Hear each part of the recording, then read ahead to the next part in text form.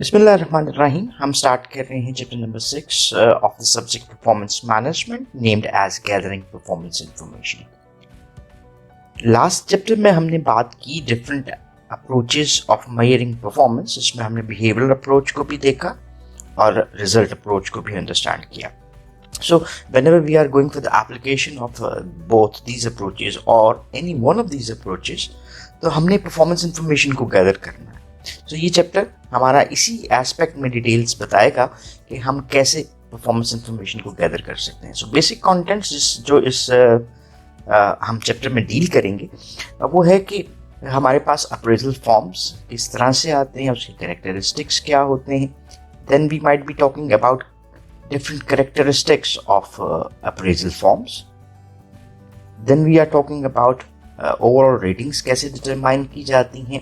फिर appraisal periods and number of meetings को discuss करेंगे। And then who should provide performance information? There are different sources of information हमारे पास बनते हैं, उसको भी discuss किया जाएगा। और how rater motivation model can be presented, और then preventing rating distortions and errors और ट्रेनिंग प्रोग्राम्स के हवाले से भी बात होगी। So let's go into the detail और हम बात करते हैं सबसे पहले major components of appraisal forms. So major components of appraisal forms को अगर हम देखना चाहते हैं तो हमारे पास डिफरेंट एस्पेक्ट्स आ जाते हैं। जैसे फॉर इंस्टेंस सबसे पहले बेसिक एम्प्लॉय इन्फॉर्मेशन है, इसको भी डिटेल में देखते हैं कि इसमें क्या चीज़ें हम इंक्लूड कर सकते हैं। What are the accountabilities, objectives and standards. Then competencies and indicators क्या है, मेजर अचीवमेंट्स एंड कॉन्ट्रीब्यूशंस क्या होती हैं which should be considered as a component of an appraisal form, stakeholders की input क्या है, employee comments क्या है और signatures क्या है। सेकेंड एस्पेक्ट में हम बात करेंगे major components of appraisal forms could be included in a separate form। ये आपकी as an organization, as an HR manager, आपकी पॉलिसीज के ऊपर डिपेंड करता है कि आप उनको सेपरेट फॉर्म में अचीव करना में इंक्लूड करना चाहते हैं या फिर आप उसको फर्स्ट एस्पेक्ट में ही यानी एक ही फॉर्म की सूरत में देखना चाहते हैं। जैसे डेवलपमेंटल अचीवमेंट्स क्या हैं और डेवलपमेंटल नीड्स, प्लान्स और गोल्स क्या होते हैं। सो अभी इसी की डिटेल में जाते हैं। Major components of appraisal forms को देखते हैं कि what are these components. So appraisal forms basically क्या होते हैं, इसको भी अंडरस्टैंड करना हमारे लिए जरूरी है। अप्रेजल हम कहते किसको हैं? Appraisal is basically defined as assessment of an individual performance। अब अप्रेजल असेसमेंट्स के लिए हम जो डाटा कैदर कर रहे होते हैं उसके लिए हम क्या यूज करते हैं? Sort of different forms. So कोई भी परफॉर्मेंस मैनेजमेंट सिस्टम जब भी हम रन करने जा रहे हैं तो उसका बेसिक पर्पस परफॉर्मेंस असेसमेंट होता है और इस असेसमेंट की बेसिस इंफॉर्मेशन बनती हैं। सो इंफॉर्मेशन जो हम कलेक्ट करना चाह रहे हैं किसी भी एम्प्लॉय की परफॉर्मेंस के एस्पेक्ट में, वो किसके ऊपर होती हैं? डिफरेंट फॉर्म्स पे होती हैं।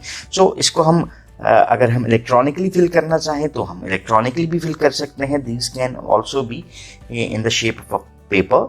सो इसका एडवांटेज हमें क्या मिलता है कि हम इंफॉर्मेशन राइट एस्पेक्ट में गैदर कर सकते हैं। अब इलेक्ट्रॉनिकली अगर हम इसको यूज कर रहे हैं तो इन्फॉर्मेशन को हम ज़्यादा बेहतर अंदाज में स्टोर कर सकते हैं और easily can be shared and accessible.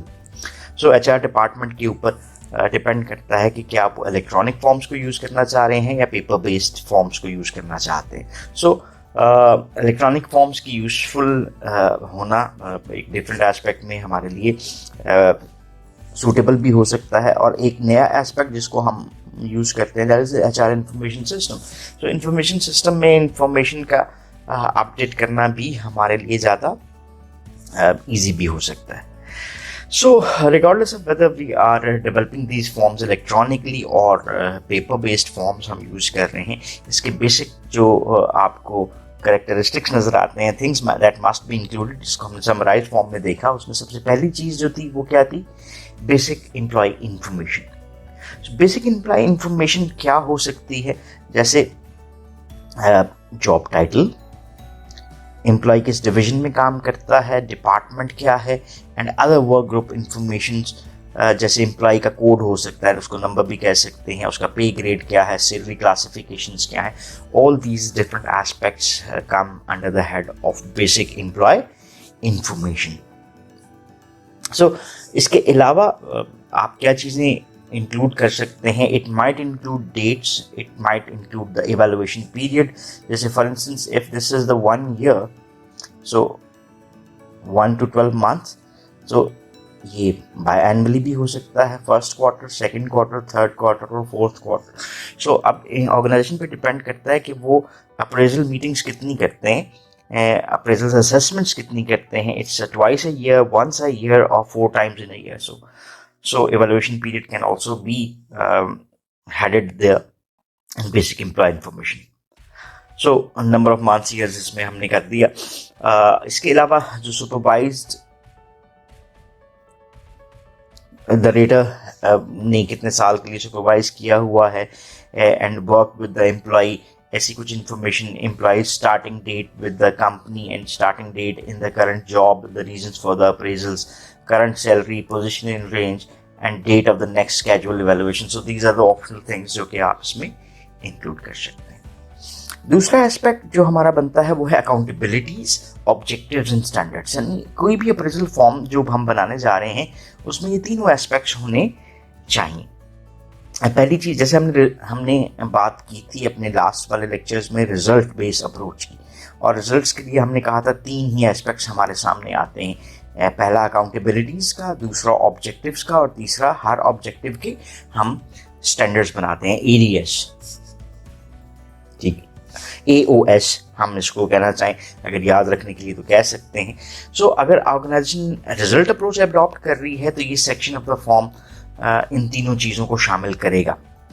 ठीक है, तीनों चीज़ों में क्या आ गई? अकाउंटेबिलिटीज आ गई, ऑब्जेक्टिव्स आ गए, और agreed upon by the managers and the employees, जिसके ऊपर एक एम्प्लॉय की वर्किंग बेस कर रही होती है, and extend to which the objectives have been achieved. So कई इंस्टेंसेस में ऑब्जेक्टिव्स को हम वेटेज भी दे सकते हैं उसकी इंपॉर्टेंस के हवाले से, जो कि ओवरऑल जो हमारी calculation of overall performance scores है उसमें भी हमें सपोर्ट करता है। फाइनली इस सेक्शन में हम क्या इंक्लूड कर सकते हैं? एक सब सेक्शन जो कि डिस्क्राइब कर रहा होता है conditions under which performance was achieved at time. जो कॉन्टेक्स्ट ऑफ परफॉर्मेंस है वो बहुत ज़्यादा इंपॉर्टेंट हो सकता है।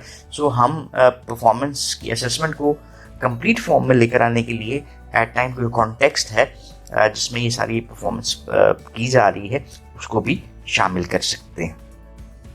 सो high performance, low performance of an employee along with the context might give you a different picture as well. So next जो हमारा section आता है, that is the third important component of an appraisal form is competencies and its indicators. For instance अगर हमने बात की थी result approach की, तो वहाँ पे हमने अकाउंटेबिलिटीज, ऑब्जेक्टिव्स को और उसके स्टैंडर्ड्स को शामिल किया। अगर हम बिहेवियरल अप्रोच रन कर रहे हैं तो बिहेवियरल अप्रोच में हम कॉम्पिटेंसीज को शामिल करेंगे और इंडिकेटर्स को शामिल करेंगे। कॉम्पिटेंसीज को हमने डिफाइन किया था कि these are the measurable clusters of knowledge, skills and abilities, और जो मेजरेबिलिटी है कॉम्पिटेंसीज की वो थ्रू क्या होती है? That is the indicators.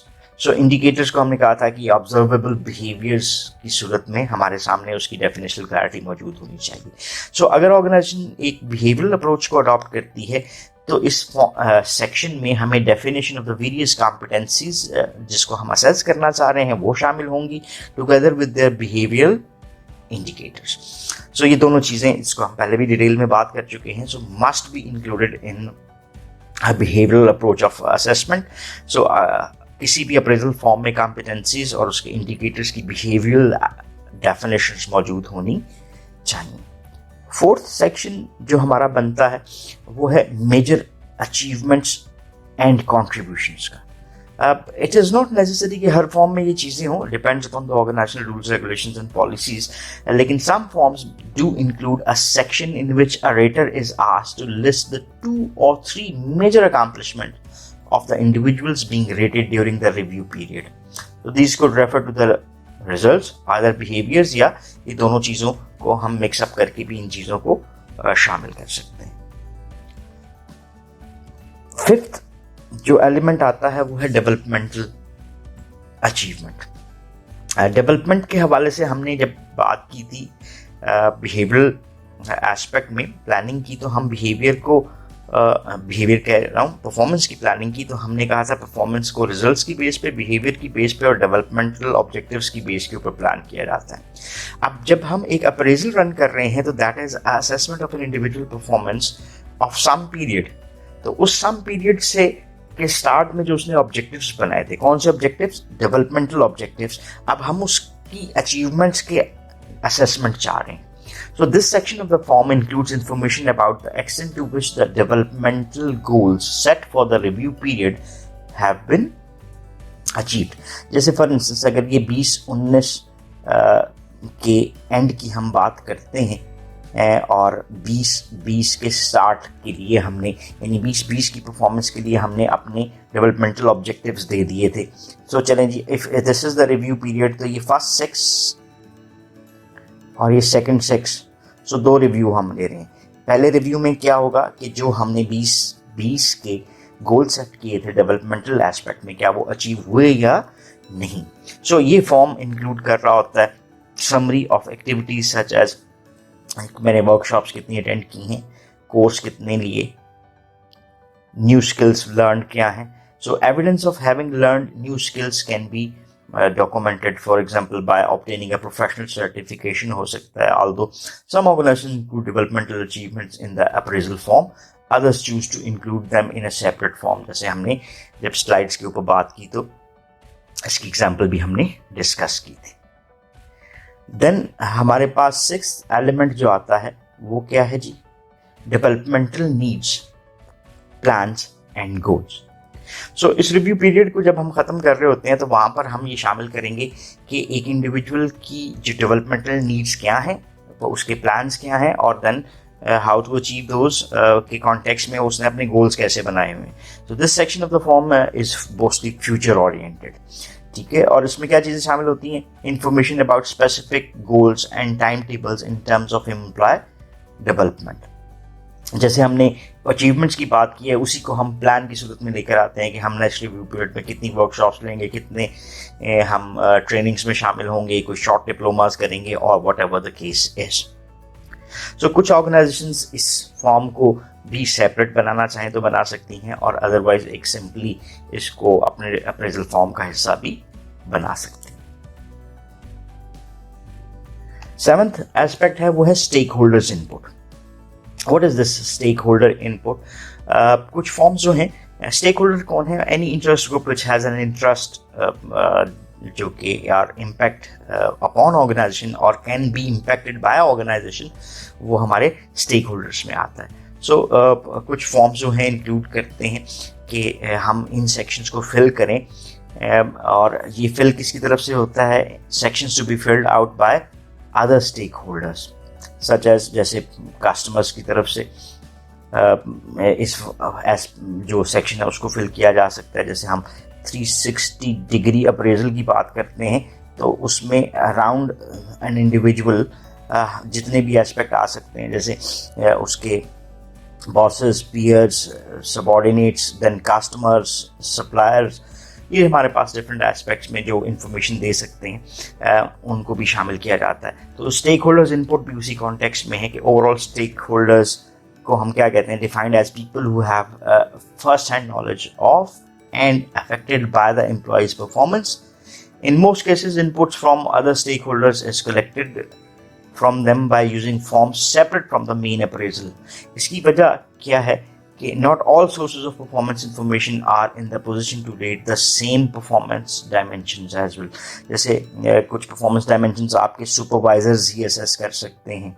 अब जैसे कस्टमर है और उस कस्टमर को हमारी परफॉर्मेंस का एक एस्पेक्ट जो है वो नज़र आ रहा है, तो जो एस्पेक्ट उस कस्टमर को नज़र आ रहा है एक सेपरेट अप्रेजल फॉर्म के थ्रू सिर्फ उसी एस्पेक्ट के ऊपर, चाहे वो कोई रिजल्ट हो, चाहे वो कोई बिहेवियर हो, उस पर इंफॉर्मेशन कलेक्ट की जाएगी। जैसे एग्जांपल एक डिस्कस कर लेते हैं इसके हवाले से कि एक employ may be rated on the competency like team work by peers and on the competency reliability by a customer. So ये चीज़ आपको एक एग्जांपल में शो भी कर रही है कि क्या किन कॉम्पिटेंसीज के ऊपर या रिजल्ट्स के ऊपर डिफरेंट स्टेक होल्डर्स की इनपुट को हम शामिल कर सकते हैं। Then a form must also include the employee comments. इस सेक्शन में हम अमूमन रिएक्शंस को और कमेंट्स को शामिल करते हैं which are provided by the employee being rated. जिसको रेट किया जा रहा है उसकी कमेंट्स को भी इस सारे प्रोसेस का पार्ट बनाया जा सकता है. So in addition to aligning formal employ inputs which improves the perceived fairness of the system, the inclusion of this section helps with legal issues because it documents that the employee has had an opportunity to participate in the evaluation process as well. So litigation के हवाले से जो problems associate करती हैं performance appraisals में, उनको avoid करने के लिए भी एम्प्लॉय कमेंट्स एक फेवरेबल आउटकम क्रिएट कर सकते हैं फॉर द एम्प्लॉयर और the organisation HR system as well. और last part might be the signature. ये फाइनल सेक्शन हम इसको कहते हैं और मोस्ट ऑफ द फॉर्म्स के इट इंक्लूड्स अ सेक्शन जहाँ पे जिस एम्प्लॉय को रेट किया जा रहा है then the rater and the raters supervisors provide their signatures to show they have seen and discussed the contents of the form. So तीन parties की हमने बात की.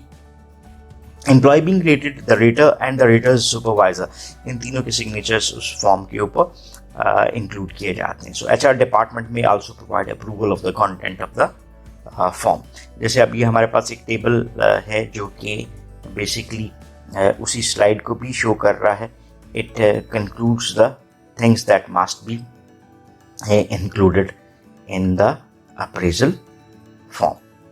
अब एक एग्जांपल थोड़ी सी ले लेते हैं हम और उसको भी देख लेते हैं. परफॉर्मेंस रिव्यू फॉर्म हमें एक नज़र आ रहा है. इसको मैं थोड़ा सा आपके लिए साइज में भी इंक्रीज करने की कोशिश करता हूँ. सो परफॉर्मेंस रिव्यू फॉर्म में एम्प्लॉय की बेसिक इन्फॉर्मेशन आ गई जिसमें उसका name, title, manager, date of appraisal meetings, description of the form आपके सामने आ गई, कुछ इंस्ट्रक्शंस का एलिमेंट है.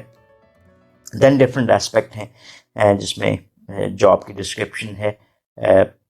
दूसरा जो आपका टाइटल है note expected accomplishment versus actual accomplishments और मैनी मोर. सो ये देखें, ये एक एग्जांपल आपको नज़र आती है और इसमें देन हमारे पास ये डिफरेंट रेटिंग्स के लिए भी एक एलिमेंट इंक्लूड किया गया है. रेटिंग के हवाले से हम अभी इस फॉर्म को डिस्कस नहीं कर रहे. It will be discussed in a separate lecture. Just for an example of the contents being given, उसी एस्पेक्ट में हम इसको थोड़ा सा व्यू भी कर रहे हैं. सो यहाँ पर उसके स्कोर की रेटिंग्स आ गई, ओवरऑल आ गई रेटिंग्स, और देन हमारे पास सिग्नेचर्स का सेक्शन भी आपको नज़र आता है. So that was one example. इसके बाद हम नेक्स्ट जो लेक्चर है उसमें definitely we will be talking about the details कि हम एक फॉर्म को अगर यूज़ कर रहे हैं तो उस फॉर्म को किस अंदाज में यूज़ किया जाएगा, उसकी इंफॉर्मेशन और उसकी कैलकुलेशंस किस तरह की जा सकती हैं.